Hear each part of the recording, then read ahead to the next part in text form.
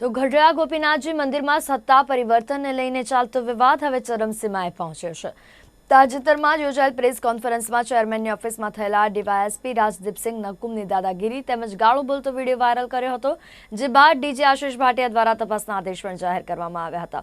ત્યારે આજે ફરી આચાર્ય પક્ષના પૂર્વ ચેરમેન એસપી સ્વામી દ્વારા એક પ્રેસ કોન્ફરન્સનું આયોજન કરવામાં આવ્યું, જેમાં આજે ફરી એક વિડીયો વાયરલ કરવામાં આવ્યો તેમજ અગાઉ દેવપક્ષ દ્વારા એસપી સ્વામી કોંગ્રેસમાં છે તેવા આક્ષેપ કર્યા હતા, જેના જવાબમાં તે તમામ વાતો ખોટી હોવાનું કહ્યું।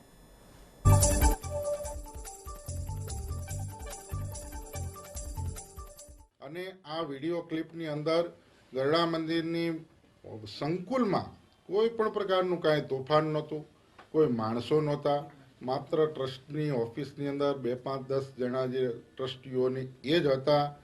ત્યાં બધું શાંતિપૂર્ણ માહોલ ચાલતો હતો, બધા ટ્રસ્ટીઓ પોતાની ચર્ચાઓ કરીને જુદા પડતા હતા અને ડીવાયએસપી નકુમે જે પ્રકારે ટ્રસ્ટીઓને બીવરાવવા અને ધમકાવવા માટે જે પ્રોસેસ ઊભી કરી છે, જે સ્ટાર્ટ કર્યું છે, એ આ વિડીયો ક્લિપથી આપ સૌ જોઈ શકશો।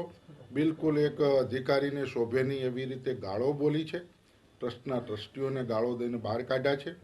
એટલા માટે ખાસ આ પ્રેસ બોલાવી છે।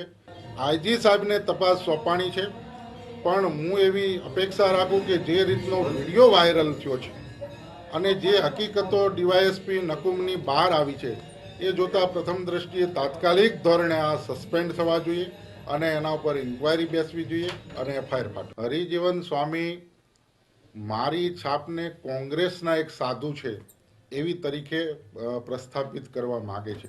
હા, ચોક્કસ વચ્ચે જે પાટીદાર સમાજનું આંદોલન ચાલ્યું અને એ આંદોલનમાં મેં સમર્થન આપેલું, પણ હું ભારતીય જનતા પાર્ટીના સિદ્ધાંતોને વરેલો છું ને એમાંય જ્યારે નરેન્દ્રભાઈ મોદીએ અયોધ્યા 6 ડિસેમ્બરે ભગવાન શ્રી રામના મંદિરના નિર્માણ કાર્ય માટે ખાતમુહૂર્ત કર્યું, એને ખુલ્લેઆમ મેં સમર્થન આપેલું છે। અને ત્યાર પછી ગઢડા, લીંબડી, ધારી, કરજણ જે પેટા ચૂંટણીઓ આવી એમાં ખુલ્લેઆમ અમે ભારતીય જનતા પાર્ટીને સમર્થન આપેલું છે, અમે સભાઓ કરી છે। અને અહીંયા તમે બધા તો આપ સૌ અહીંયા ગઢડાના પ્રેસ મિત્રો છો, બધાને ખબર છે કે ગઢડા ગામની અંદર કોંગ્રેસની લીડ નીકળતી હતી, એના બદલે અમે સમર્થન આપ્યું હતું અને આ સીટની અંદર બીજેપીની 3200 વોટની લીડ નીકળેલી છે।